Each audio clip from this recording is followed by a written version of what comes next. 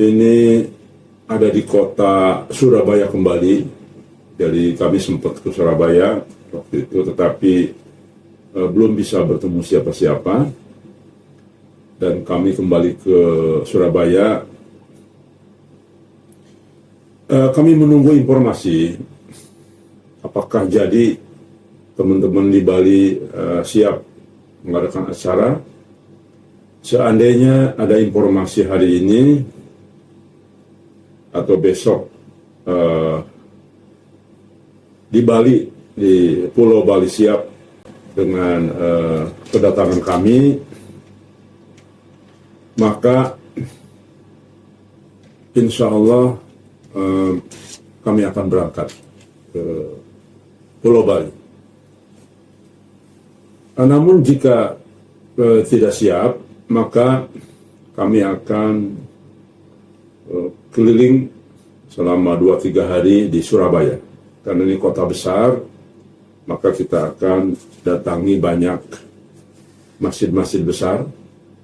Kemudian kami ingin ketemu dengan para pengurus masjidnya, minimal dengan amir masjidnya. Juga kami akan coba datang ke beberapa kampus dan beberapa lembaga dakwah lainnya di Surabaya ini. Itulah rencana kami hari ini, ya. Dan besok juga lusa. Kemudian beberapa hari ke depan kami akan berangkat berikutnya ke Jawa Tengah, insya Allah. Rekan sekalian, kemarin waktu kami terakhir di mana? Tulungagung ya. Alhamdulillah kita sudah ketemu dan kemarin sudah saya sampaikan. Saya kira kurang lebih itu informasi awal, teman-teman. Kami akan terus bergerak, walaupun tentu ini melelahkan. Ini tidak mudah, ya. Harus punya spirit tinggi dari kota ke kota. Namun alhamdulillah, karena kami punya spirit, semangat yang tetap kami pertahankan, insya Allah walaupun tidak mudah, kita akan terus bergerak sampai dengan awal bulan depan, insya Allah, ya. Saya kira demikian sebagai pengantar.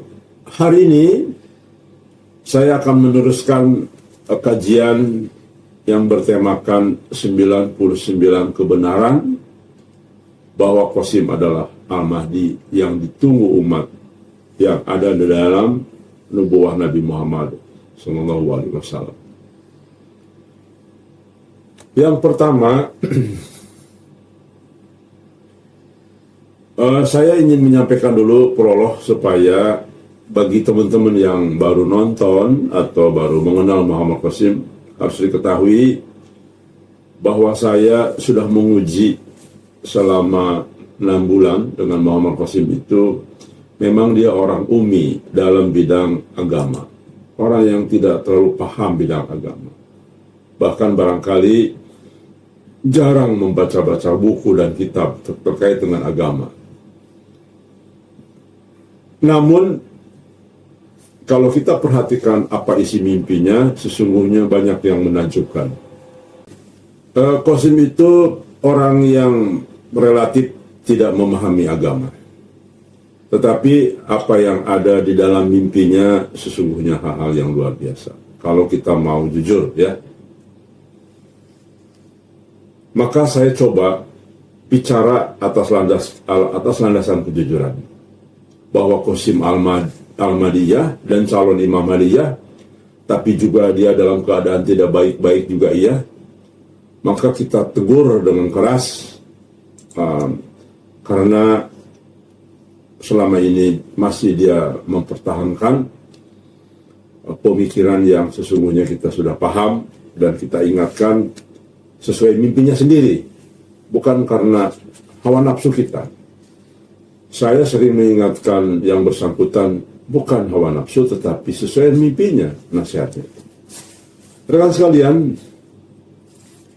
di dalam tema 99 keajaiban mimpi Muhammad Qasim ini, 99 fakta bahwa dia adalah Al-Mahdi. Yang pertama adalah Muhammad Qasim mengatakan di dalam sebuah mimpinya, aku tidak pernah melihat Allah. Aku hanya merasakan bahwa dia ada di ars, di atas ars, ya, di langit, dan aku mendengar suaranya dari sana, ya, atau melihat cahayanya. Jadi di atas ars itu dia melihat cahayanya dan muncul suara. Aku merasakan bahwa dia lebih dekat dari urat leherku, dan bagian dari depan otakku.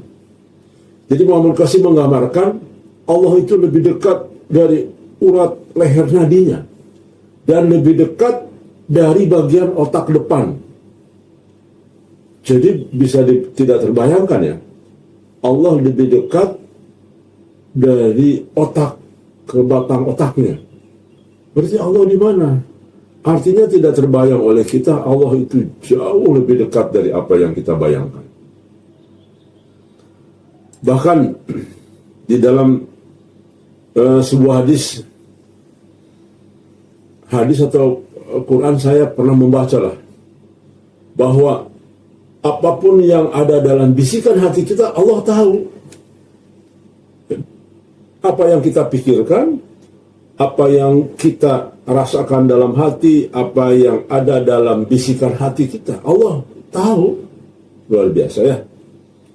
Nah, penggambaran ini penggambaran yang luar biasa. Coba kita cek di dalam Al-Quran, ya. Betul nggak pernyataan Muhammad Qasim ini? Orang yang umi, yang tidak memahami agama. Saya yakin dia belum tentu dia juga pernah membaca surat Al-Quran di dalam konteks tadi, ya. Allah mengatakan, dan sungguh kami telah menciptakan manusia, dan kami mengetahui apa yang membisikkan dengan dan atau dalam hatinya. Tuh, yang saya bilang tadi ini, ternyata ini nih, ya. Jadi Allah itu Maha tahu apa yang ada dalam bisikan hati kita. Dan kami lebih dekat daripada urat leher kita, ya. Surat Kaf ayat 16. Jadi jelas ini satu bukti tidak mungkin mimpi Muhammad Qasim bukan dari Allah, karena sangat sesuai presisi dengan apa yang Qasim sampaikan. Dan ini mimpi yang lama sekali, bukan Qasim sekarang.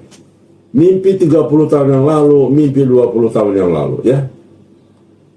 Ketika Qasim benar-benar sangat awam dalam konteks agama. Jadi ini satu bukti lagi bahwa apa yang disampaikan di dalam mimpinya benar. Berikutnya, saya ingin menyampaikan, jadi untuk tema pagi ini saya akan konfrontir, ya. Artinya sejalan nggak dengan Al-Quran, ya, dalil Quran, apa yang disampaikan oleh Muhammad Qasim ini.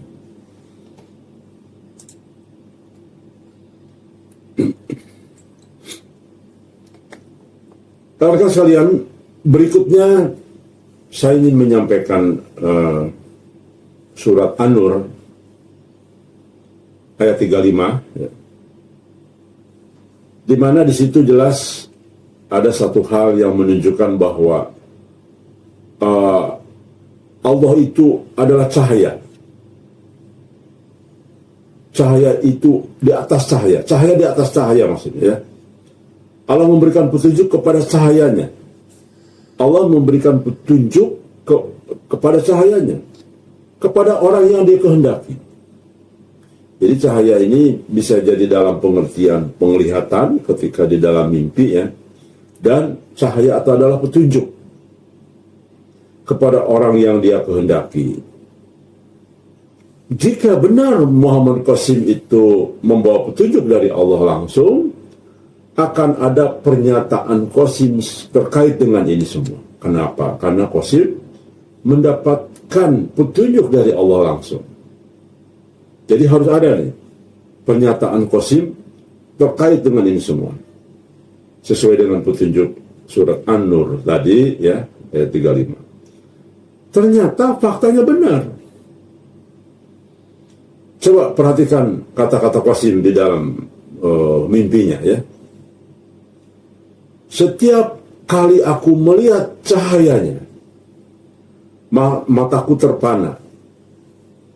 Cahaya itu sulit untuk digambarkan, ya. Aku tidak bermaksud mengatakan bahwa cahaya itu merupakan Allah, bukan cahaya itu Allah itu. Melainkan cahaya Allah adalah semacam cahaya dengan kemegahan yang Allah ciptakan. Allah jauh dari luar segala sesuatu, ya. Untuk digolongkan sebagai nur, dan dia adalah sang pencipta cahaya. Jadi artinya pasti mengatakan dia bukan cahaya, di atas itu. Bahkan Allah adalah pencipta cahaya. Bahkan suara Allah sangatlah mengagumkan. Suara itu terasa berisi banyak rahmat dan kemurahan yang sangat sulit digambarkan dalam kata-kata. Artinya ini juga sejalan. Rekan sekalian, ini saya yakin bukan bahasa manusia ketika Qasim menjelaskan tentang kaitan dengan cahaya.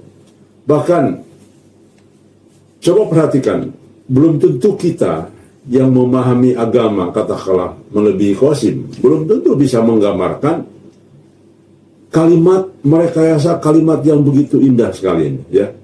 Qasim mengatakan bahkan suara Allah sangatlah mengagumkan. Suara itu terasa berisi banyak rahmat dan kemurahan yang sulit digambarkan dalam kata-kata. Suara Allah lebih mulia daripada suara manusia manapun, dan suara itu tidak memiliki kelemahan, kehabisan napas saat bicara. Dan beliau menekankan cahaya dengan kemegahan yang Allah ciptakan. Jadi kalimat-kalimat ini tentu bukanlah kalimat berdasarkan manusia, ya. Ini terlalu indah untuk digolongkan sebagai ciptaan Muhammad Qasim. Di mana kita tahu Muhammad Qasim itu tidak bisa bicara, tidak pandai merangkai kata-kata. Jadi tidak mungkin mimpi Muhammad Qasim itu seindah seperti ini, ya. Jika ini dibuatan Muhammad Qasim. Jadi itu poin kedua, tambahan sebagai fakta dari 99 kebenaran Muhammad Qasim adalah Al-Mahdi. Berikutnya, saya ingin menyampaikan bahwa Muhammad Qasim pernah menyatakan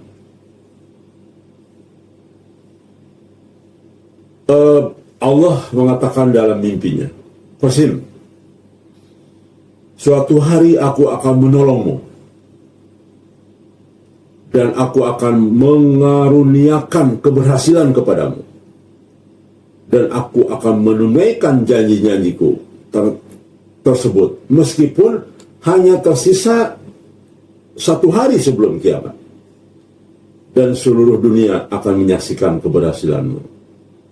Nah, namun Muhammad Qasim mengatakan Allah tidak memberitahu kapan hari itu akan tiba. Dan aku telah menunggu selama 21 tahun. Jadi sejak Muhammad Qasim mendapatkan mubasirotnya, berarti sudah 21 tahun nih, menunggu. Ya sekarang mungkin hitungan sekarang sudah hampir 30 tahun menunggu, lebih dari 30 tahun menunggu janji Allah ini, ya. Dan ternyata ini sejalan dengan apa yang Nabi sampaikan. Misalkan di dalam hadis Abu Daud, ya. Nabi Muhammad SAW bersabda, sekiranya dunia ini tidak lagi tersisa kecuali hanya 1 hari, sungguh Allah akan mengutus seorang laki-laki dari Ahlul Baitku, dan dia akan memenuhi bumi dengan keadilan sebagaimana bumi pernah dipenuhi dengan kejahatan. Sejalan ini. Jadi bukti ketiga dari 99 fakta ini juga dikaitkan dengan dalil sangat serasi. Jadi Qasim pun pernah ada dalam mimpinya bahwa Qasim, suatu hari aku akan menolongmu dan aku akan mengaruniakan keberhasilanmu dan aku akan menunaikan janji-janjiku tersebut meskipun hanya tersisa 1 hari sebelum kiamat. Itu ada dalam kalimat mimpi Muhammad Qasim. Allah mengatakan itu langsung, ya. Ini luar biasa sebetulnya. Jika Anda coba merendahkan diri di hadapan kalam-kalam ilahi, apa yang disampaikan Muhammad Qasim ini sesungguhnya luar biasa. Karena Qasim sendiri bukanlah orang yang memahami kitab, memahami dan dalam kaitan dengan dalil-dalil hadis, ya. Dan itu sudah saya tes sebetulnya ketika saya 6 bulan di sana. Banyak dia tidak memahami hadis-hadis, ya. Yang berikutnya, yang keempat dari seri berikutnya ini, ada yang menarik. Di dalam surat ke-42 ya, ayat 19, Allah maha lembut terhadap hamba-hambanya. Dia memberi rezeki siapa yang dia kehendaki, dan dia maha kuat lagi maha perkasa. Perhatikan, Allah itu maha lembut terhadap hamba-hambanya. Ada tidak dalam mimpi Muhammad Qasim? Dan ternyata luar biasa, ya. Lihat, perhatikan kalimat Muhammad Qasim di dalam mimpinya. Dalam setiap mimpi, aku merasa bahwa Allah sangat terdekat denganku dibanding dengan bagian otak serta nadi, urat nadiku. Allah tidak pernah berbicara keras kepadaku. Dia tidak pernah menaikkan suaranya dengan kemarahan atau berbicara kepadaku dengan cara yang marah. Allah selalu berbicara denganku secara lembut dan damai. Meskipun aku banyak dosa, kata Qasim. Meskipun Qasim banyak melanggar apa yang Allah perintahkan. Meskipun Qasim melanggar janji-janji dan nasihat-nasihat sendiri. Meskipun Qasim orang yang cukup malas, ya, dan sebagainya lah, kekurangan-kekurangan dia yang kita lihat secara kasat mata terhadap Qasim. Walaupun dia melanggar dari sisi syariat juga banyak, tapi kata Qasim, dia tidak pernah marah dengan marah ukuran manusia. Walaupun Allah menegur Qasim, tapi tetap dengan cara yang sangat lembut, ya. Karena Qasim tadi mengatakan Allah tidak pernah berbicara keras kepadaku, dan dia tidak pernah menaikkan suaranya dalam kemarahan atau berbicara kepadaku dengan cara marah. Allah selalu berbicara dengan cara lembut dan damai. Ini berarti sejalan dengan ayat Al-Quran tadi, surah, kalau tidak salah, surah ke-42 ini, ya. Nah, itu kecocokan antara ayat Allah dalam Al-Quran maupun dalam hadis dikaitkan dengan mimpi Muhammad Qasim. Sejalan. Ini membuktikan apa yang disampaikan oleh Muhammad Qasim benar. Dan ini membuktikan bahwa dialah Al-Mahdi, ya, orang dapat petunjuk. Karena seluruh petunjuknya itu sejalan dengan apa yang ada dalam Al-Quran dan hadis. Berikutnya, ini juga yang luar biasa. Saya bahkan sesungguhnya baru membaca hadis ini ketika mulai mendalami tentang Qasim. Perhatikan. Qasim mengatakan di dalam mimpinya bahwa Yajuj dan Majuj itu berlari dengan cepat dan mereka melakukan lompatan kecil, ya, atau lompatan yang besar dan tinggi. Lompatan kecil tapi sekali lompat ya tinggi, jadi larinya tuh sambil lompat. Kemudian mereka menyerang, ya, ketika turun agar tidak seorang pun dapat mempertahankan diri. Jadi itu gambaran Qasim. Dan ternyata saya merinding juga nih ketika membaca di dalam kitab tanda-tanda kiamat di halaman 158. Coba perhatikan. Ibnu Abbas melihat anak-anak bermain. saat salah seorang anak berdiri, lalu anak yang lainnya melompat kepada di atas anak tersebut. Dia berkata, nanti Ya'juj dan Ma'juj keluar seperti itu. Tuh, bayangkan. Ya. Jadi, Ibnu Abbas mengatakan itu. Dan ternyata Muhammad Qasim pun menyatakan hal yang sama. Saya pastikan Muhammad Qasim sama sekali tidak tahu hadis ini. Dan bahkan saya jarang juga mendengar ini dari hadis-hadis, dari pernyataan-pernyataan ustaz-ustaz yang membahas tentang Ya'juj Ma'juj. Saya yakin ini, saya hampir semualah orang-orang yang membahas Ya'juj Ma'juj saya nonton. Tapi rasanya seingat saya belum pernah ada yang menyampaikan ini di dalam sebuah pernyataan-pernyataan mereka. Jadi, tetapi Qasim sudah mendahului kita dengan menyatakan Ya'juj Ma'juj itu larinya cepat dan melompat, ya. Berarti ini membuktikan apa yang disampaikan Qasim benar dari Allah. Kalau kita yakin apa yang disampaikan Qasim ini sejalan dengan hadis, maka kita harus percaya juga mimpi Qasim mengatakan banyak sekali bahwa dia akan memimpin umat Islam di dunia, ya. Bahwa dia akan memimpin sholat dengan saat bertemu dengan Nabi Sallallahu Alaihi Wasallam, bahwa dia akan bersama-sama Nabi Sallam saat terjadinya pembunuhan terhadap Dajjal, dan banyak lagi yang isinya adalah dia memiliki takdir sebagai Imam Mahdi. Jadi kalau Anda percaya dengan apa yang disampaikan Muhammad Qasim ini sejalan dengan hadis dan Quran, maka Anda juga harus percaya dengan takdirnya dia. Walaupun sekarang Muhammad Qasim seperti yang saya gambarkan itu, kita ini jualan kue yang nggak enak, yang susah laku, maka apapun keadaan dia, seburuk apapun keadaannya, sesalah apapun saat ini, dia tetap calon Imam Mahdi. Ya, rekan sekalian, yang berikutnya kita perhatikan, masih juga menyangkut Ya'juj Ma'juj. Di dalam Quran Anbiya, ya, ayat kalau nggak salah 96 itu. Ya'juj Ma'juj turun dengan cepat dari seluruh tempat. Kurang lebih begitu, ya, digambarkan dalam Quran. Nah, Muhammad Qasim mengatakan yang sama, Ya'juj wa Ma'juj keluar dengan cepat.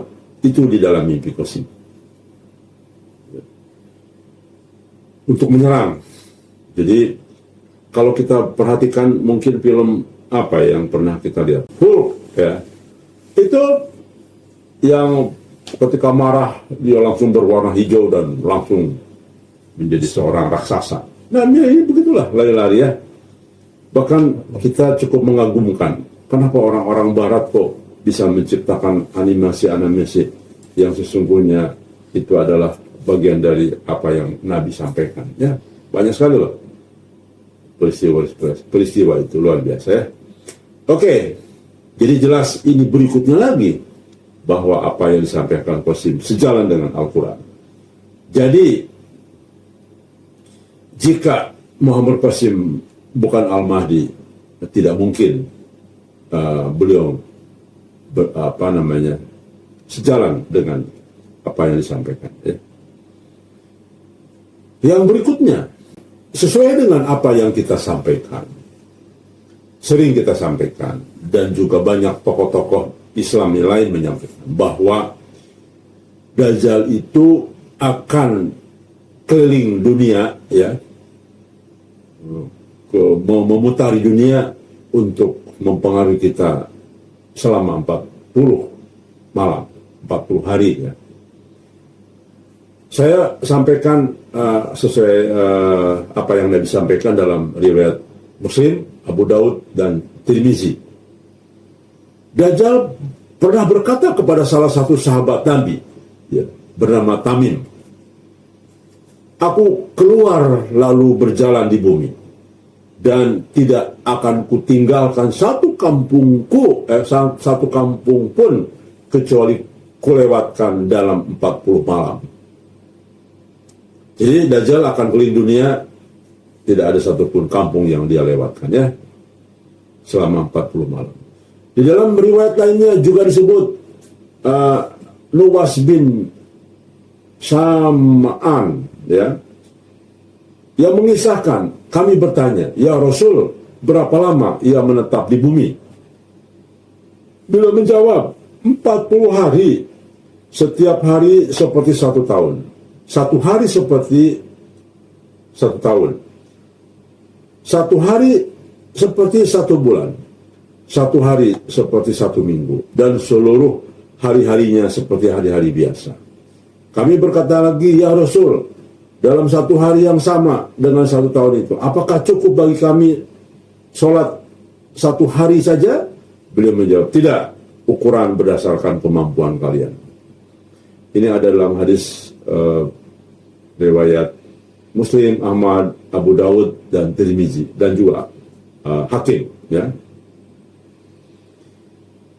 Hadis dengan redaksi serupa juga dijelaskan dalam hadis Jabir bin Abdullah. Ya. Bumi dilalui Dajjal dalam waktu 40 hari. Hadis riwayat Ahmad. Dia mengatakan bahwa Dajjal akan mendatangi setiap rumah orang pada pagi hari. Dan itu berlangsung selama 40 hari ya. Baik. Kita perhatikan mimpi Muhammad Qasim. Ini kalimatnya nih. Dajjal menganjurkan kepada gaya hidup dengan kedengkian. Kan? Jadi menganjurkan kebenaran, seolah apa yang disampaikan kebenaran, padahal itu kedengkian. Yang kita sering sampaikan itu adalah bagian dari namimah ya, adu domba ya. Kemudian di dalam mimpinya Qasim juga mengatakan dia melegalkan, menganjurkan perbuatan haram, padahal Allah sudah mengharamkan. Tetapi yang haram ini di tangan Dajjal dengan berbagai kemampuan bicaranya menjadi halal. Dahsyat ya.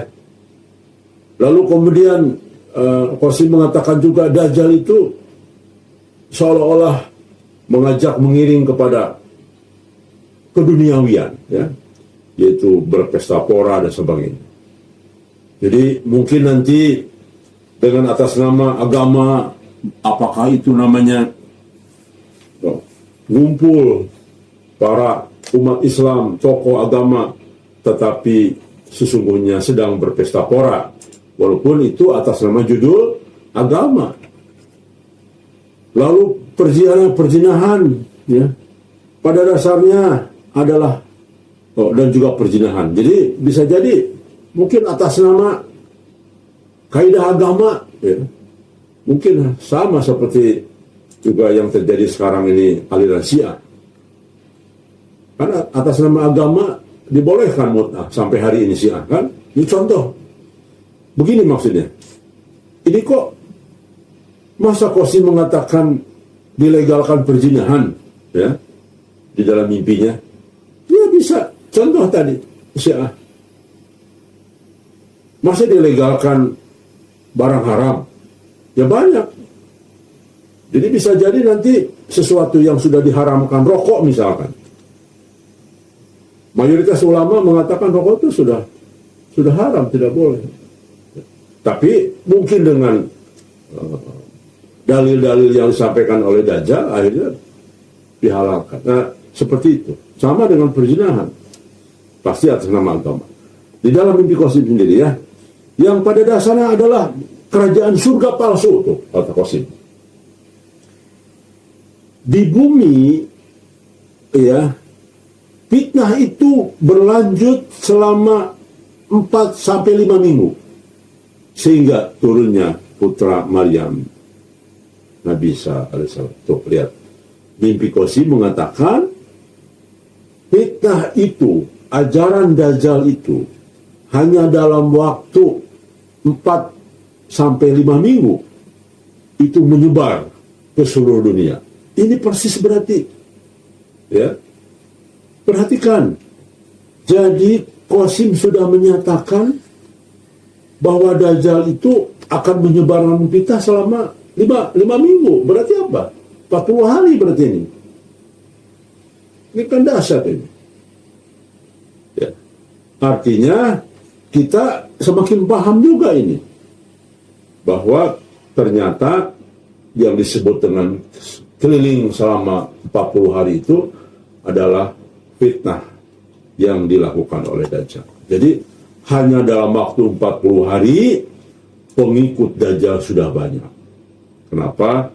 Karena seperti yang pernah saya sampaikan sebelumnya, bahwa Dajjal menguasai semua ilmu, ya. Dan banyak sekali orang yang percaya dan mengikuti apa yang Dajjal sampaikan. Rekan sekalian, di mana kita memahami sekarang dengan pemujian beberapa dalil yang disampaikan saya tadi, ini membuktikan bahwa apa yang disampaikan Muhammad Qasim adalah sebuah yang tidak mungkin dikarang atau dibuat-buat oleh Muhammad Qasim sendiri, karena memiliki satu hal yang sangat amat sejalan, dan itu adalah sesuatu yang tidak mungkin keluar dari mulut Muhammad Qasim. Maka alhamdulillah saya bisa menyampaikan ini. Kenapa?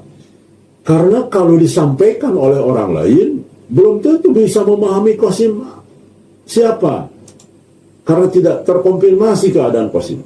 Katakanlah ada seorang ustadz, ada seorang kiai yang membenarkan apa yang disampaikan Qasim ini seperti yang saya sampaikan, maka bobot nilainya kurang. Kenapa? Karena dia sendiri belum tabayun dengan Qasim.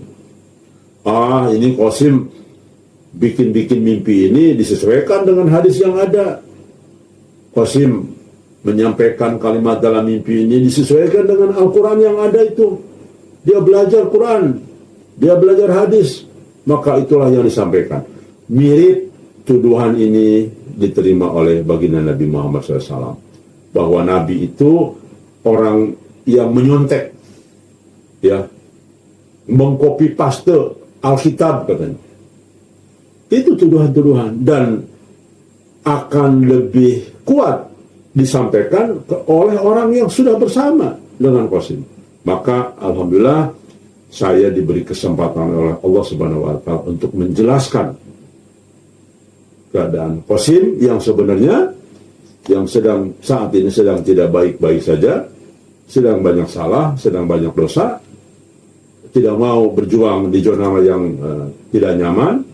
Tetapi di satu sisi ini adalah untuk menguatkan kita bahwa apa yang disampaikan oleh Qasim bukanlah dari dirinya, karena Qasim tidak punya kemampuan ini semua. Bahkan Qasim adalah orang yang cukup pemalas di dalam rangka membaca kitab atau apapun lah.